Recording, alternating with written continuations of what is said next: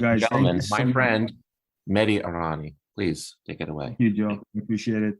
Hey guys, thank you so much for joining, and I hope make the best of your time.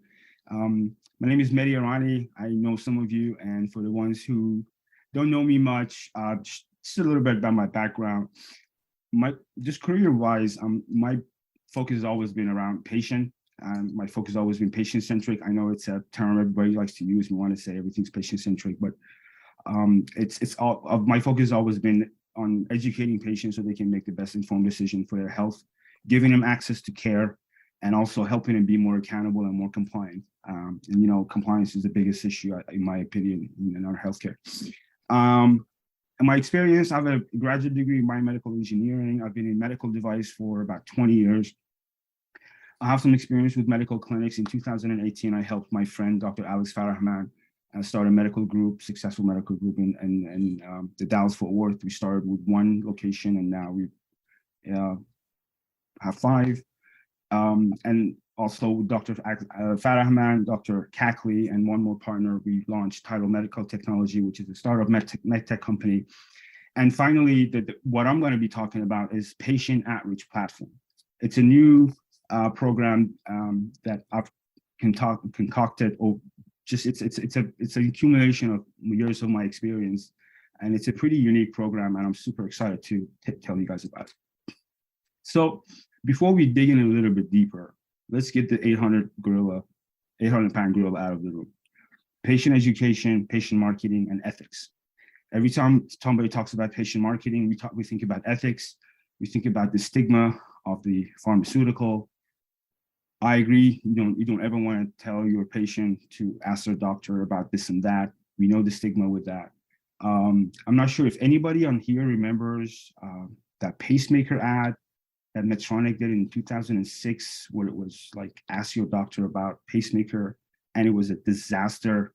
I don't remember the detail, but I know it didn't really last long and just went away because it just does not work. It's not something I recommend. And it's something I just wanted to get out of the way and clear the air about patient education, marketing, and ethics. They're doing that with Watchman right now, which I find really absurd. Interesting. I'm not familiar with that one. What is Watchman? It's something to help with AFib on I'm not familiar with patients with heart things, but it's advertising on TV, which I find really crass. But well, anyway. You know, our keynote advertises on TV as well. David Albert's Cardia, I've seen it during 60 Minutes, which is not inexpensive airtime. Do you find that crass? No, that's a different thing. Because it's diagnostic versus an IVD. Yeah, versus an implantable device. And it's to give you an idea, and they tell you it's to give you an idea. You get a problem, go see your doctor. And that's fine. Thank you. And thank you for sharing that. That's exactly what we're talking about, is that people feel differently. Patients aren't consumers. For some stuff like DMEs, diabetes makes sense, but a physician is the only person that can diagnose and should diagnose and recommend treatment. As we know in marketing, it has 3 steps. You have the awareness, which patient is aware about their symptoms, and then you have consideration, where they can tie that symptom to a diagnosis, and then you have the treatment, where the physician recommends the treatment. And marketing is not complete without those 3 steps. And a medtech company can only handle the first part. The diagnosis and the treatment recommendation can and should only be done by the doctor. That's another reason I don't agree with the term direct-to-patient marketing. And just to clarify that a little bit more, one of the reasons a lot of medical device companies shy away from direct-to-patient marketing is because HIPAA has a very clear definition of what is education and what is marketing. And a lot of companies just, I don't blame them, they just don't want to mess with it. So one thing I've learned over the years being in healthcare is the way to comply with regulation for somebody like me who doesn't like to go and read all those beautiful pages is just to understand what is the spirit of these regulations, what is the behavior that they're trying to implement. And something I've learned is that HIPAA regulation is they want you to educate patients and not market to patients. So once you make education the centerpiece and make your focus education, then whatever you do will fall within the regulation. So again, just to wrap it up, what we're going to be talking about is patient education, but we're going to talk about it from both sides, from the physician side and from the patient side. From the patient side to drive informed decision, and from the physician side to drive clinical excellence. Because when you have a new product, if you don't drive clinical excellence, your patient is likely going to have a bad experience. So your marketing will fail. So it's important to do the work on both sides. It's more of a surgical procedure where you got to work on the patient side and the physician side to make sure the magic happens. So with that, if you don't mind, and you might, but I'm gonna ask anyhow. I'm gonna steal the screen for just a second because Sure. as a fellow marketer, I am also pretty invested in this topic. This is I don't even know how long ago I wrote this post. It's got to be at least 7 years old. I wrote, do you believe it's worthwhile to do direct-to-consumer marketing for a medical device used in surgery? I don't. To be clear, I'm not talking about DME. I'm talking about devices that improve patient outcomes in surgery. Here's the three-pronged logic I gave someone who was asking my counsel. If you advertise to the patient, the doctor can easily talk him in or out of that. If you hope the hospital will advertise to the patient, they likely won't use their name in their ads. So it was like a hospital system that wanted to say, come use, we're the only ones with Lala hips or whatever. And I'm like, okay, I don't know of a single hospital that would do that. If you succeed in generating patient pull, it will likely come at a cost much greater than alternate ways to convince your points of distribution to use your product. And I asked the medical devices group, do you agree with my logic? And I have an 18-minute read of all the comments that people had on this topic. So I just put that link in the chat for everybody, and I will stop sharing now and return our program to its previously scheduled engagement. Thank you. And it's nice to know we're pretty aligned. I did not know about that article. It's nice. All right, just to focus this a little bit more, the area of my specialty, the niche that I work in is in non-invasive and minimally invasive in-office or outpatient procedures. The trend, a lot of the surgical procedures, invasive procedures are being replaced by non-invasive in-office procedures. But there's a 10-year usually period before a new procedure is adopted. There are procedure codes in place and so on. But that 10-year could be a very painful 10-year for a lot of medical device companies. And that's the period where we come in and we help with market adoption. So the core of our strategy is what we call the exam room magic. In order for the magic to happen, in order for your treatment to take place, you need to have a qualified patient walk into the same room, exam room, as a motivated physician. Once you make that happen, you will create the environment for that conversion to take place. So now what we do is we start stepping back and looking at that patient. Where did they start from their journey and how did they end up here? And how you can influence the decision at every step through education. And same with the physician. Physician, they work on protocol. They're creatures of habit. They have to be. So when you add something new procedure code, sometimes they have to piggyback on old procedure code. If it's a new product, sometimes they have to do a lot of pre-auth. So you got to make sure the entire office creates that office efficiency, that clinical excellence. So when a physician walks into the room and a qualified patient is walked into, that physician is also ready and motivated. So with that, we're going to dig into a little bit more. What is that journey? So just looking at a patient's journey usually starts in the community. You're symptomatic, you still don't know what's going on, but that symptoms usually gets to a point where it changes your belief and makes you, okay, I'm going to ask my primary care. And if that primary care finds that your symptom needs to be checked by a specialist, then they refer you to a specialist. Now you go and check on the specialist website. You may make an appointment, get into your EMR, then you may go to Telemed, then you go sit in their waiting room, read their Dirty People magazine, then you get into the exam room.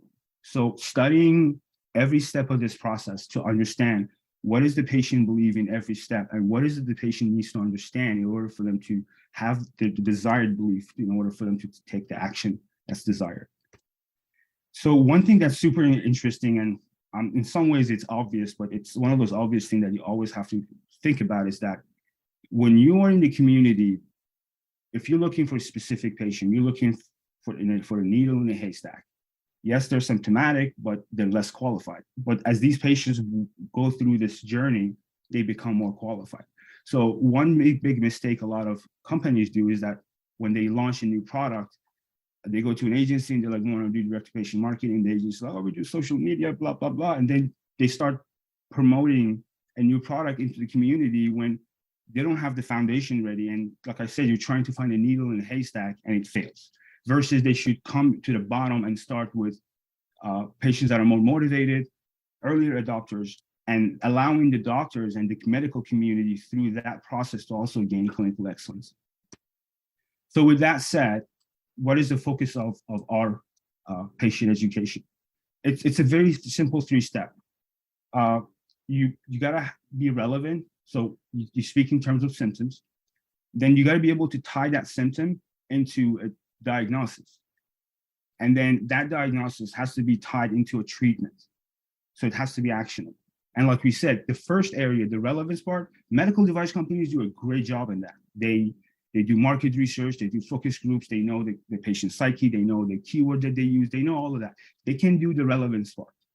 They're not qualified, they're not able to, or should even try to tie that symptom into a diagnosis, because that's the physician's job.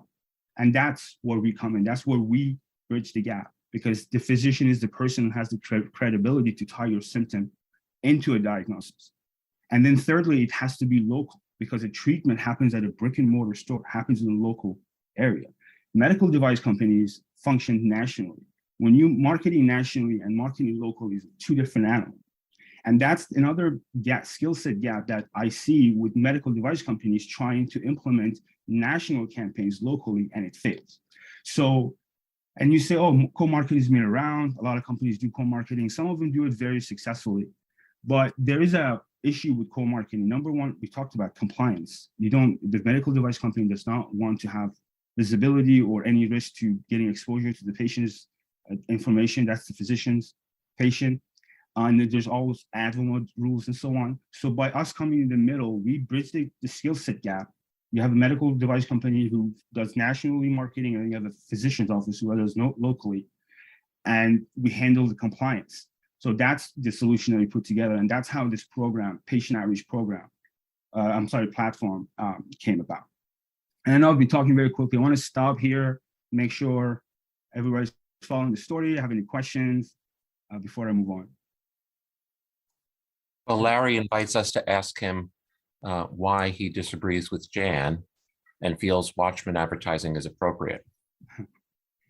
Mr. Stevens, on mute. I'll make it quick. The Watchman is a breakthrough device for treating the blood clotting associated with atrial fibrillation. Anybody who's got atrial fibrillation goes on long-term anticoagulants. It's very difficult for them. This device gets them off of their anticoagulants and gets away the problems. So they advertise it to tell people, hey, if you've got atrial fibrillation, ask your doctor about the Watchman. You may not have to take anticoagulants anymore. And that, to me, is very powerful for those patients who have atrial fibrillation. So I think it's a very effective way of advertising and technology. What you're saying is there may be a device instead of your pharmacological solution. Ask your doctor. I'm inclined to agree with you. Jan, why do you feel it's inappropriate in that context? Because I think the doctor ought to be saying that, not the TV. Fair And- enough. But go ahead. It's Kevin Pullman. I was going to respond to Jan only because I'm actually going through this discussion with my mother right now. My mom had a series of mini strokes last year that actually they haven't been able to find AFib. They think it's actually probably related to the fact that she's got stage 3 adenocarcinoma, which we found out last fall. But the oncologist and her cardiologist have basically been in a fight over whether she should stay on the anticoagulants. And the oncologist said, well, I know that cardiologist, and he's pretty adamant in his stance on basically not being on anticoagulants if he doesn't see AFib, even if there are other underlying things that cause it. So, from looking at it from the perspective to say, well, the doctor should always know, there's a lot of disagreement between the doctors. And I think that type of outreach marketing at least opens up discussion for people to possibly even go get a second opinion that might be valid, where their primary that they've been seeing might look at it and say, no, you're fine being on the anticoagulants, or vice versa. Well, we also have to remember we're in the time of COVID. So where all companies are looking for alternative routes, because the sales representatives have been much less likely to get appointments with the physicians. So because they're not allowed in the hospital for the most part, unless there's a surgery. So if a surgeon only relies on going to medical meetings, and those medical meetings have been canceled, or they're via the Zoom meetings, and there's not a huge discussion opportunity, where the technology advancements are lowering, they're slowing down. So all companies are looking for ways to influence the mind of the physician, of the surgeon, to really take a close look at the product. And the best way to do that is for a patient to ask about the product. The surgeon always can say no, but they need to know about it and be aware of the product. I know my cardiologist has the Watchman literature in the office for you to look at, which I think is fine, because then you can look at it and ask them about it. I just don't like it on TV. That's good for Watchman too, that the doctor has the promotion. And one thing I wanna emphasize, it's not the action of the advertising, it's how it's presented. And in HIPAA, when they talk about marketing versus education, they also give examples of two statements that are trying to say the same thing, and one is educational and the other one is marketing. And that's what's important, is that you educate them, you inform them, you give them the tools, but eventually it's the doctor's decision. I understand early on, like I said, doctors are creatures of habit, so they may not think of it in that, like a patient may come in and they may qualify for something new, but because they're not aware of it, they may not have the awareness to just say it. And that's why I think being on both sides and making sure that the physician is also motivated and on the ball is important. So one example, just give you an example. One thing we did with one of our clients is that we created a system that right before the physician walked into a room, they got a text message with a patient qualification score. So that actually reminded the physician to actually talk about the procedure with the patient. So there are different ways to do that, but the key is to create that engagement and put both the physician and the patient on the right path. Hey, Medhi, I was going to ask actually at the beginning, man, I know that this is focused, on kind of that patient outreach side, but if you're looking at something, say like where you're in like minimally invasive and you have a change in procedure, what is that motivating factor from the doctor side? I mean, you've got a bunch of different possibilities there as far as, hopefully improve patient outcome, but to what extent do the economics of a change in procedure or device play into that motivation for the provider? Yeah, actually asking you bringing up a very, very, very, very valid point. Yes, we do run into that. There's a few factors. One is comfort. If they've done a procedure, a surgery for a while, they're comfortable with it, they know about it, why try something new? One. Two is when there's something new, usually the procedure code lags behind, so financially may not make sense.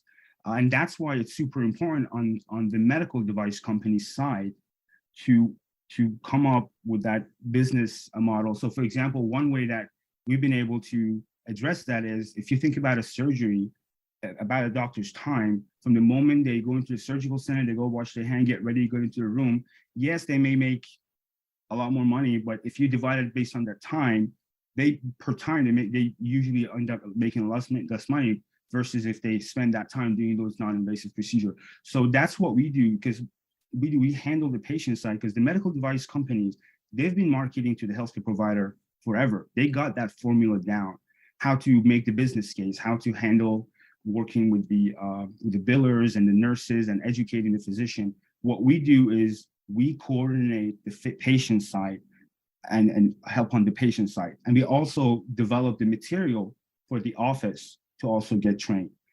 So with that, I'm going to get into the actual patient platform. How is it? So it's got 3 phases, but before we start, there's an onboarding phase with the physician where we work with the sales rep.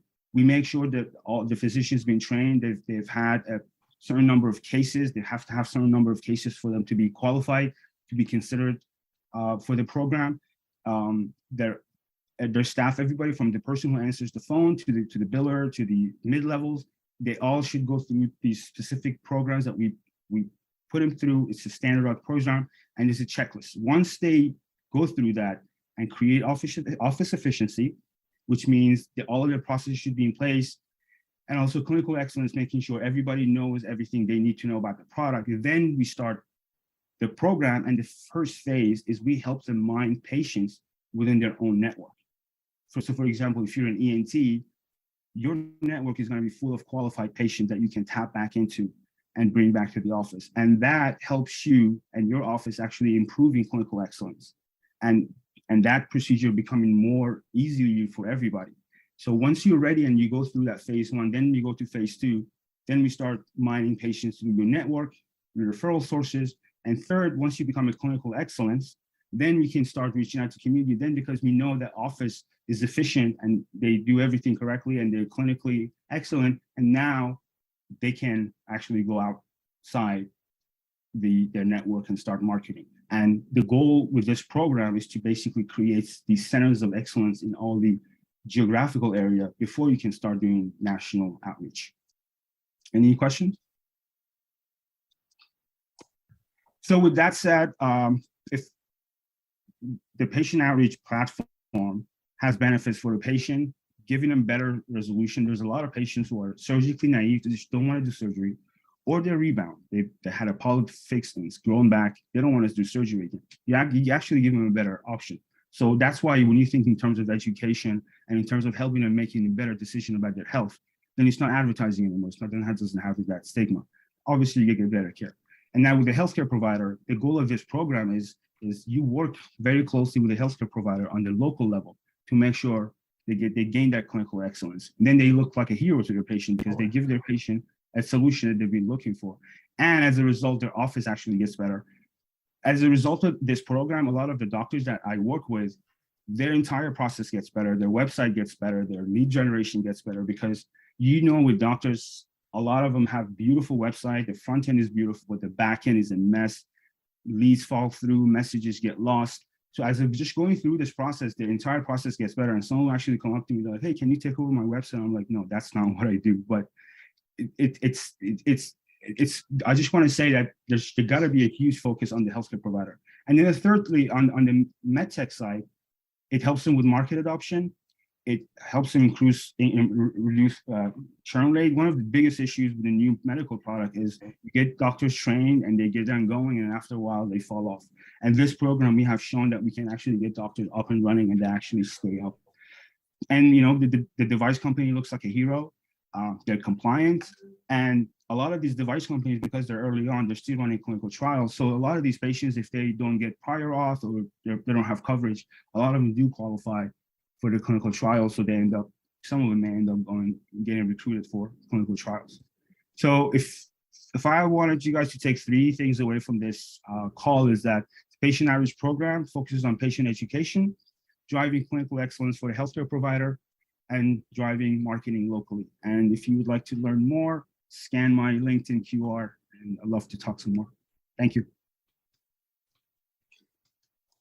Jan, you're welcome to ask that question aloud. I want to know what the average age of these doctors are that you're working with, because of what I'm finding, older doctors refuse to change. The younger ones seem to be more open to it. So I just wondered what your average age is. That's a very good question. I haven't really seen the age. I've seen physicians that are older they're just tired of going to the OR. They just don't want to stand on their feet, and that's what drives them to go towards in-office procedures. And like, that's all I want to do. I just want to do in office. I don't want to go to surgery. So I haven't seen the age. One thing I would say is that the difference I've seen is that offices that have that are larger and have they're more bigger medical groups. It's harder to help those out because they're more spread out. So with smaller offices, we have better success. I was going to add something. This is Alex. I can tell you guys from my 2 cents, just a superficial way of looking at this, is that in the United, and I do emergency, like trauma, things like that. And we have a saying in emergency medicine that it's not a matter of if you're going to get sued, it's a matter of when. And so a very common factor that we look at, and I know I've changed my mentality in this, is that we are more on the defensive side subconsciously of medicine. We veer away from evidence-based medicine sometimes because number one, we don't want to get a bad review, and number two, we don't want to get sued. And so a very common trend that I started focusing on is maximize profit, minimize exposure. And to jump on that, I feel like a lot of these in-house procedures are doing exactly that. You can maximize your profit by minimizing your exposure. And that's kind of the trend that I feel like most of the younger people are heading towards, because we know, we've seen it, especially in the group and generation above us. Oh, I'm in a lawsuit because I did this, and then some lady's coming back because I started her on this medicine and she had a bad reaction and this and that. And so kind of full circle back to that aspect of advertising. I think there's a fine line, and I have my foot in both camps. There's a fine line that will never be answered. And the reason I say that is because you can advertise because we want to get this concept out there, but then we have a select group, which is unfortunately becoming bigger and bigger, that they go into that office set on they want that medicine. And they don't care about any other reasoning other than my grandma's uncle had it and she all of a sudden miraculously, improved. I mean, we saw it in the COVID world when we were handing out. How many times did medication for COVID change? 9, 10 times, state of the art, new trend. I mean, and then 3, 4, 5 months later, nobody talks about it anymore. But I had people that would come into the ER and they're like, I want this, I want this, I want this. Like, it doesn't do anything, but they're set in their mind. So I think that the differential in separation between advertisements and physician expertise is a very fine line and muddy water that is very difficult to separate. And so I don't think there's an answer, but I think that separation is very difficult sometimes in creating these unnecessary tests, medications, and a lot of times it can be beneficial, absolutely. But I think that's the bigger picture, in my opinion, is the separation. Yeah, and to add to that, and that's why we say it's local. We take the marketing program that the medical device company has created, but we run it in conjunction with the physician. So the physician is in the lead. It's not coming from the medical device company. This message, this education is coming from the physician. So it's the physician telling the patient about it. So they have the opportunity to direct the patient as they please. It's not a third party telling them to ask their doctor. And that's why a lot of doctors who are hesitant to direct to patient marketing, because of just what Alex is, because they don't want the patient to come in and tell them what they want. When we do those co-marketing with them and we do it in local level where they're more in control, then they're more open to it. I can say it's rare to have as many comments on any presentation as this. You really seem to have hit a hot button. I'm glad. I want to ask Alex a quick question on insurance for suing. I know that my brother-in-law, who was an orthopedic surgeon, he passed away about 10 years ago. He was paying somewhere around $350,000 a year just for insurance for when people would sue him. Is that normal? It's just, yeah. So most likely he was paying for a group. And so the answer is yes. I can't speak for exactly what his, rate was, et cetera, but that is where the malpractice world is. And again, it's one of those things that it's so why we do defensive medicine. And that just hits it more is because we have such a, and I'm not trying to get too political on it, but we don't have any protection for physicians. If a good lawyer goes in and can search anything and bring in, like, for example, one person could get sued like on the hospital end the ER doctor admitted that patient. Some other guy consulted over the phone. The hospital doctor happened to do something wrong. That lawyer brings in every doctor that put their name on the chart because he wants to fine comb every single step that was taken to make sure the ER doctor, well, maybe you should have transferred that guy. Maybe he wasn't, stable enough to be admitted to your hospital. Maybe you should have gone to another hospital. So, I mean, they will dissect it to the extreme. And so when I say that is one of those things where you have a higher cap. Now, I'm in Texas, so we actually have a cap. I don't know if that means a whole lot, but it definitely does help insurances for people because it doesn't give them that massive amount of $20 million loss. Sometimes it's like capped at 250 for negligence. There's other things you can get like disability, can't work, things like that. But that does help bring it down. But again, it is very expensive. OB doctors, they have the highest insurance rate. Why? God forbid something happens with that baby, you're paying for that baby for 18 years plus. And so it's a massive malpractice world of protection and money and things like that. So it is common for sure. Yeah, I wanted to make sure people understood what you were going through on money-wise. So thank you.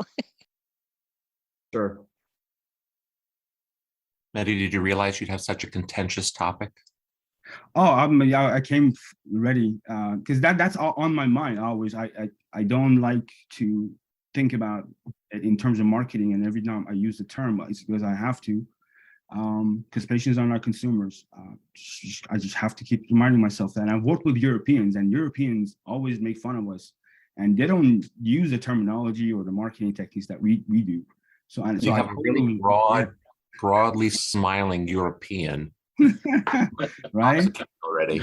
Yeah, I've been listening to this with great interest because as an American who lives in the UK, so much of this is so alien to the way things operate over here.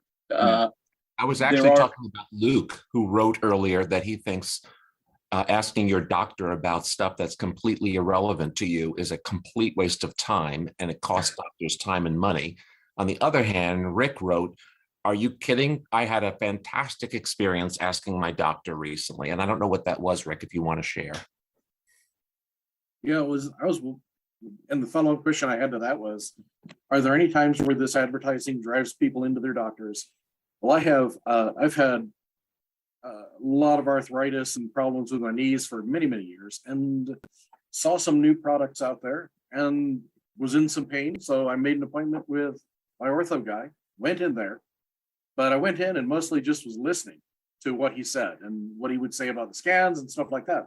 And it turned out that I was completely wrong, which is why I was glad I listened so much. And he told me that my dozen years of bicycling, 12 to 18 miles a day had actually improved my knees to the place where knee replacement's just not a thing I needed to worry about. And put me on an anti-inflammatory, a really light one, and it's pretty well taken care of everything. So sometimes I wonder if people go into their doctor going, I hope they'll prescribe me this new thing. And then the doctor, who has about 1 million times more experience than they'll ever have, says, hey, we could just do this for you. So true, it took them like 3 anti-inflammatories to dial it in, but after a few months it did. And I would much rather take a harmless little pill every day than have knee surgery, given the choice. So I wonder if these advertisements drive people into where they can get informed therapeutic options and give them a net benefit. Driving them to the centers of excellence is key to sending them to the right physician. And just to piggyback on what Rick said, just to program we run, for example, we're working with Device X, and we're running patient education campaign for Device X. We track and we see a lot of times the patient goes in for Device X, but they get Device Y, Device Z, and sometimes Device Y is a competitor of Device X. And I can see that, but that's up to the physician, because for example, we're qualifying patients that have breathing issues because this is what this manufacturer wants. But breathing issues could be a host of different issues. So it then becomes the doctor's, and that's what the doctor is like, is that, yes, we help them, we focus on product X, but then they get patients and they end up doing a lot of different procedures. They basically end up helping a lot of their patients that are quiet. A lot of times, like a patient may be going to their ENT, suffering from their ear problem, but they would never talk about their nose. And you suddenly realize, oh, your sinus patient had this other issue too. So again, it's all has to be done by the physician. It's about driving informed decision. And Greg, thanks for sharing that. Well, and on that note, the time value of money capacity, if you look at it from a standpoint, if a patient comes in and says, I'm looking for X product because of X, Y, and Z reason, the physician knows immediately within that 7-minute window that they're allotted with the patient, okay, this is their biggest problem. And then they can dissect and work their way back to see if that is the correct option for the patient and explain to them. The physician that said that they don't like when patients ask them questions that aren't relevant, that is 100 years ago when a farmer was relying on a physician to tell them what's wrong with them.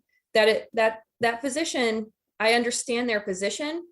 However, there's a lot of value that can be provided to the physician as well by dialing in exactly what the patient's biggest concern is immediately right from the get-go, instead of working their way forward into an issue.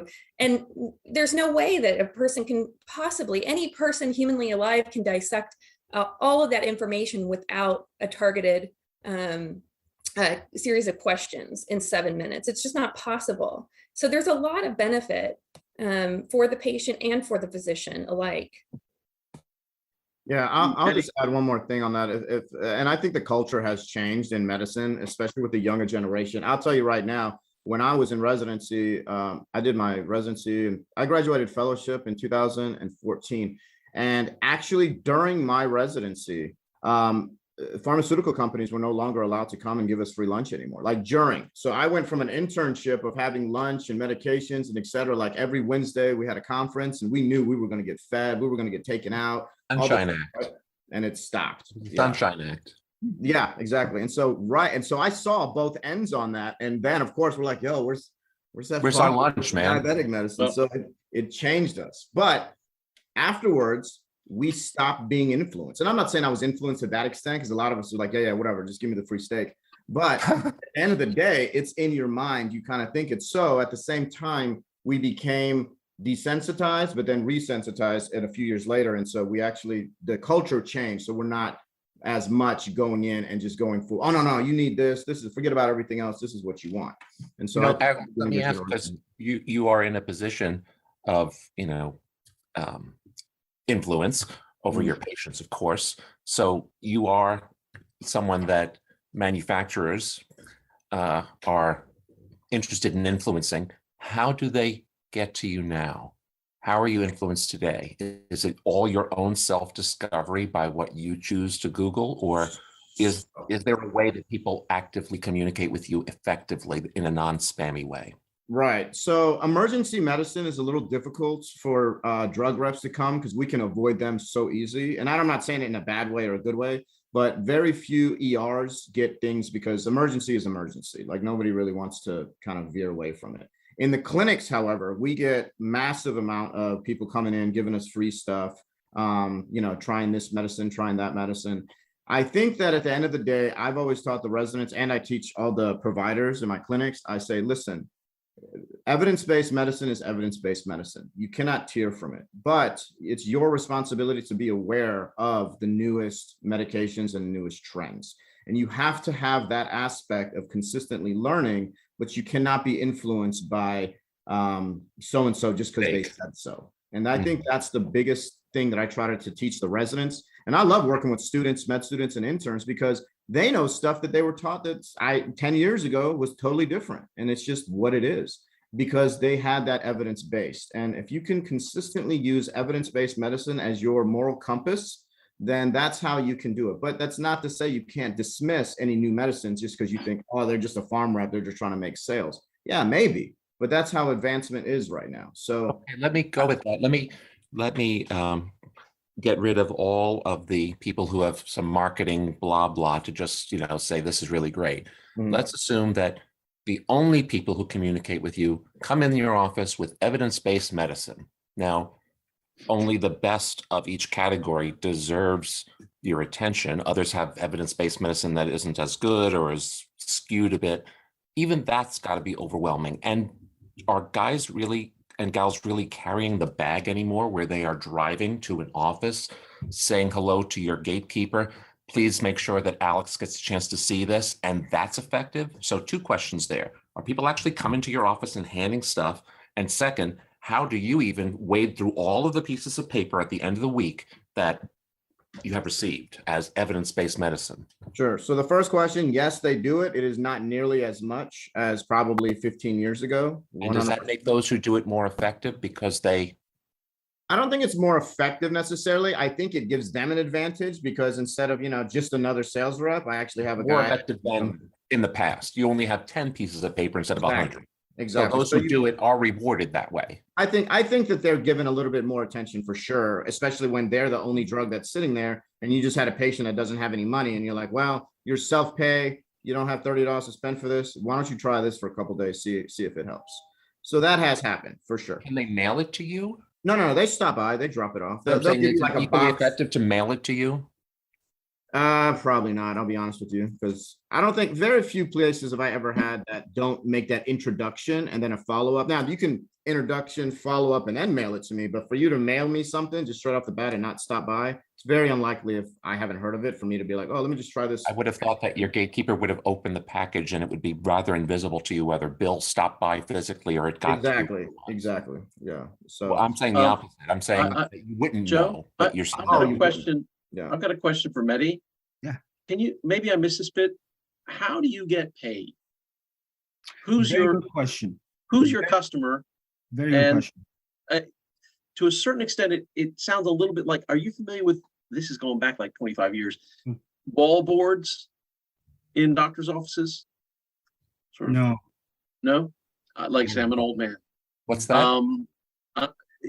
How Snyder Communications, Stan Snyder, made loads of his money in the early days was literally wall boards. He basically paid doctors to have small billboards in their offices. Ah, I see. And then the real estate of those billboards was his, and he got paid by the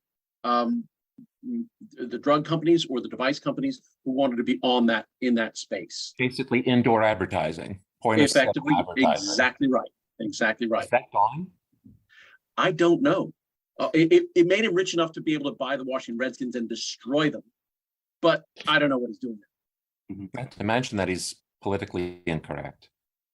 It still exists, Joe, and it actually ties into a question that I wanted to ask Medhi, and that is, how do these approaches differ when you get to things that are elective versus medical necessities? And the big part in that space is cosmetic Sure. products. I'm going to, as host, supersede your question and say we're at the top of the hour. We can continue. We are recording, but traditionally at the top of the hour, some people drop off. So my question for Medhi is, what did you want to say today before you incited us all into this frenzy of question and answers? What would you have told us? What's the main takeaway that you would have shared with us had we actually let you speak? Well, same thing I said, patients are not consumers. It's not marketing, it's education. That's it. That's it. We all shut up for that. Yes. And he still hasn't told us how he makes his money, though. Yeah, or what the offer is. What do you do? So that's what we have. We have a program called Patient Outreach Platform. We basically work with a startup or a small medical device company that has a new product that wants to gain market share and market access. And we work with them at a local level to create these centers of excellence for them. So it depends on what device you have, what is your patient population, what are the best practices, and based on those best practices, we create a platform where then the physicians can use to work locally. So are you an ad agency or an ad agency / IT services company / you have a platform, or you do it as a consulting? It's very confused here. Paul Yeah, wants I to know, give right? money, and he wants to Very- know the conditions under which you will accept his money. So this is an evolution of what I think is becoming a platform. So basically this was a product that I created for myself. When I Product as a software, because when you use the word platform, we think of software applications. Yes. So for example, one of my clients, their best practices is in dynamic journey-driven email marketing. I have another client whose their sweet spot is in Mailer, I have another client whose sweet spot is screening patients in the waiting room or a couple of other things. So what we do is we find what works for them, and then we package it into a software that then the doctor goes online. They basically pick what package they want. It's all automated. They approve their proofs and they hit, and then we run the program for them. I'm sorry, but who's giving you a check? Very good The question. manufacturer? No, depends. So the number one is we follow HIPAA's rules in terms of education versus marketing. We stick to education. Number two, the rule, if you want to make it simple, is this: if you have a brochure that has and you split the real estate 50% talking about product A, and then 50% talks about the physician, the cost of that brochure has to be split 50-50. I see. So every program, depending on the value, we have an attorney that looks at it and says, based on this, this is what the physician has to pay, and this is what the med device company has to pay, and that's how we keep it kosher. Can you call up a sample Right. poster or call up a screen of an application? It's like I said, every application is for specific. So when you log in, you will see my customers' material, proprietary stuff. So You don't have a sample demo. screen. If you don't have a sample screen as your fellow marketing friend, I suggest you have a dummy account that you can say, this is how it would be. It's You coming. have one of those? Yeah, it's coming. It's coming. Like I said, it's evolving and it's coming together. But you don't have it yet. I do have a demo. I do demos one-on-one, but I don't share. I'm not there to share it publicly. But if you'd like, if you hit me on LinkedIn or on or email me or on Slack, I'll schedule a demo with you next week. I'll show you a demo. No, I'll I don't have know. it. I think you should hire me as your marketer, and I suggest that you have something that in a fast round kind of way, Yeah. because here we are, you've intrigued us, Yes. and we all have our checkbooks out, and we're still like, I don't really know what he does. And that's a problem. I purposely decided not to show it today, just to be frank with you. Purposely, but I No, can do no them hands. one-on-one. Who's going to walk away saying, I need to follow up with Medhi because I don't understand, versus, well, shit, I'm leaving after an hour and I still don't know what I'm agree. in the well shit category. Who's with me? Everybody. So We can set up a follow-up. I'm pretty close. Medhi, let me show you, let me tease you. Okay, This is my device. nice. It's a urinary catheter for men with retention. Actually, I have a client in urology. It's Well, like I say, urology. Yeah. It'd be interesting because fundamentally, I'm interested in finding men in the community who are already using what I consider to be substandard devices. And I Exactly. want them to understand and, go to their docs to say, hey, have you heard of this thing? But not in a threatening way. Sure. Yeah. Yeah, absolutely. Would love to talk. Yeah, like I said, Okay. I have a client in urology, and they do that very well in urology. They do that very well in urology, in orthopedics, and in ENT. Those are the three areas they're a lot more advanced. And somebody had a question about spa treatment or cosmetic. yeah, Kevin, I Right. cut you off right at your question. No, just, I mean, it was tying into the original, the comment there, just as far as the indoor advertising. I know every time I go to my dermatologist, they've got an electronic billboard with constantly changing advertisements for various cosmetic treatments. So that's still a thing, but it ties back to, this broader question of advertising versus education. And, is that significantly different if you're looking at a product or procedure that is, not medically necessary, and more importantly, on the reimbursement side, is usually out of pocket and isn't being vetted by an insurance company?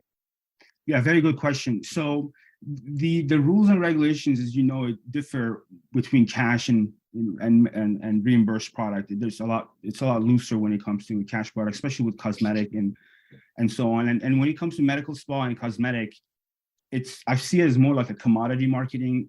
They've been doing it. They have their own thing. They're pretty advanced. My focus is procedures that are medical, that are done by a physician in an office or an outpatient that will get a reimbursement code. So that's what I focus on. I don't focus on the cash or the commodity, because those are pretty much advanced when it comes to their marketing. Okay. All right. Thanks, everyone. how should we conclude, Medhi? What is our? Yeah, I'm gonna reach out to every single one of you, starting with Ed. And if you guys would like to schedule a demo, I'd like to do a demo one-on-one. Okay, and let's see. Oh, Jan, thanks. All right. You're out of this world, Jan. Let's see, next week. Alyssa, why don't you tell us about next week? It's your friend Amy. Oh, Amy, I forgot. So Amy, she joined us for the Women Raising Capital meeting. She is a founder of Moellons, a CBD company, and she's also starting a new company using microdosing of ketamine with virtual reality to lower depression, anxiety, a myriad of mental health disorders, as well as those going through treatment. So it's a really new area of healthcare. And I think there's some pretty decent data with regards to microdosing as a health benefit. So I'm very interested. And I certainly hope that David and Rains can join us next week. I'm thinking, is that a device? Do we need FDA clearance? Is this kind of like off-label stuff that we don't talk about? What are we looking at here? I would assume that it would have to be regulated because you're utilizing drugs that are already on the market, but I don't know. We'll see. Let's see. This is not my field. My field's orthopedic spine biologics. So. Nick Anderson's going to tell us how badly Medicare changes will hurt your favorite physician in September. The 16th is the day after 10X London. I'll just recap what you missed.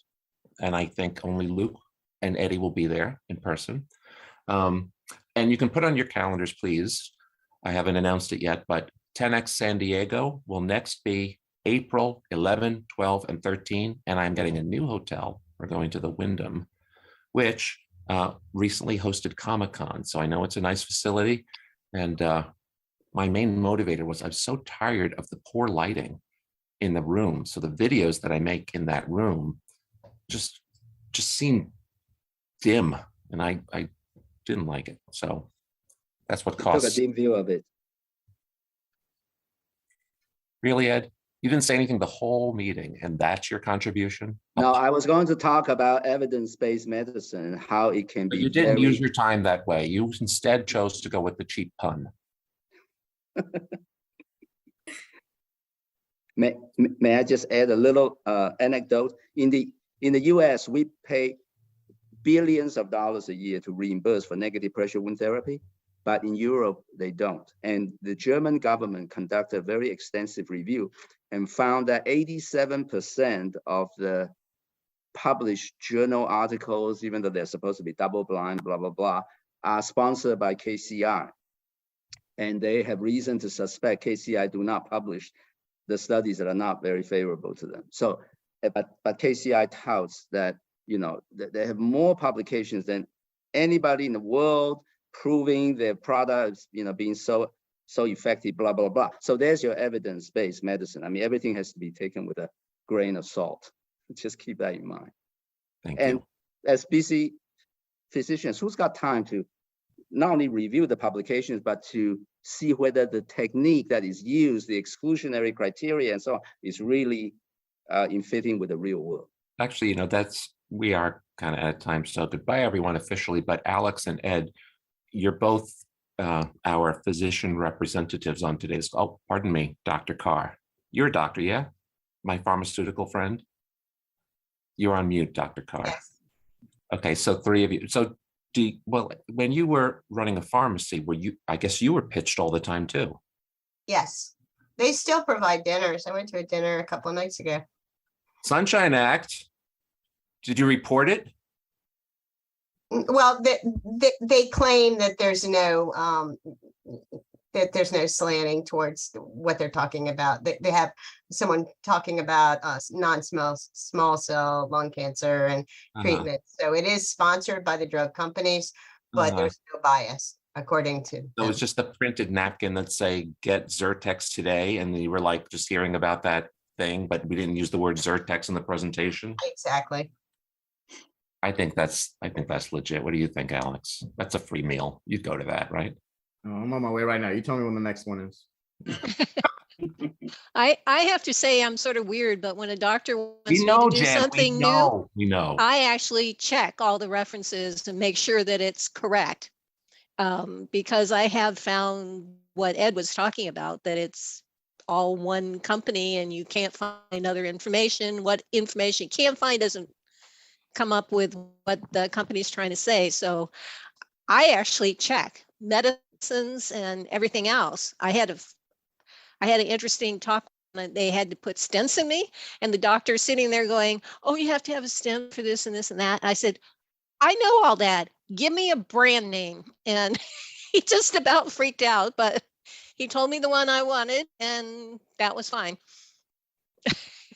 But I know I actually had a doctor put a heart port in wrong and had to pull it out and put another one in. So I try and watch that kind of stuff because doctors are practicing medicine. They can't know everything. I know that most patients are like, hey, they can't do everything when it comes to their health, but fair enough. And I'll tell you all that during today's presentation, I took a snapshot of the screen and I posted it on LinkedIn. And I wrote, note of appreciation, how much I love Friday mornings with you people. So thank you for that. See you next week. Have a great weekend, everybody. Bye, Thank you. everyone. Bye-bye.